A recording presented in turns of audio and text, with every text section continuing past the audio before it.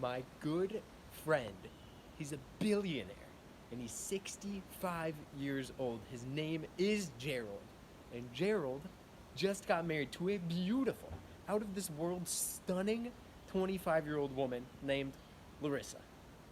And I asked Gerald, how is it possible? You are 65 years old.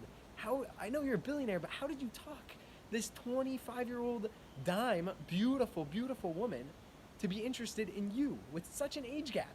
And he said, well, I lied about my age. And I said, okay, Gerald, well, how old did you tell her you are? And Gerald said, I told her I'm 85. So Gerald lied about his age. And Larissa is under the impression that he's 85. Will either of them be happy in this arrangement? She's hoping maybe that he's going to die soon. She's thinking, okay, this guy's 85. It's at the end of the line. I'm going to inherit all of these billions of dollars. It's going to be awesome. Gerald's thinking, I'm going to be happy with this beautiful woman. I'm going to walk around with her. She has no idea what just hit her. Neither of them are coming to the table with truth. Neither of them are coming to the table with their heart. In this week's Parsha, we learn about the Jewish people bringing what they have, bringing their hearts to build the tabernacle, to build a dwelling place for Hashem, to build a place where they will serve God. And what did they do? Who are the people that brought stuff? It says, Vayavohu kol ish asher nas'o libo v'chol asher nadava rucho. So there's two types of people that bring what they have. The first type of person is every person whose heart inspired him. Whose heart inspired him. Those are the first people that are mentioned. The second people are the people who have generous spirit.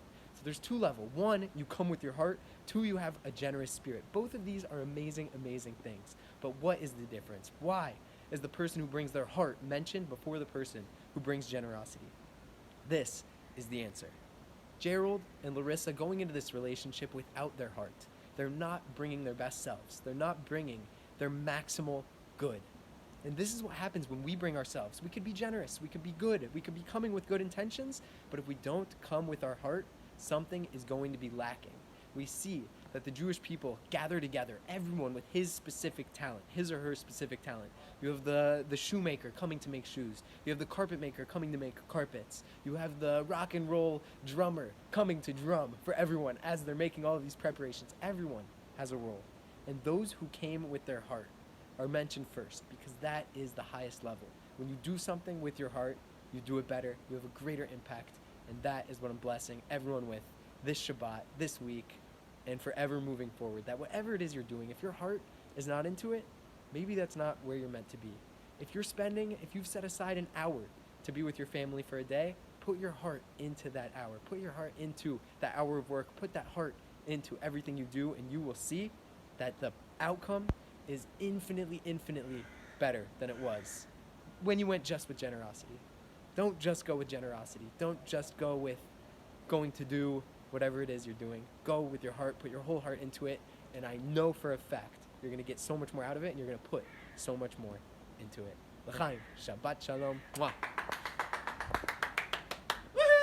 Shabbat Shalom. Shabbat Shalom.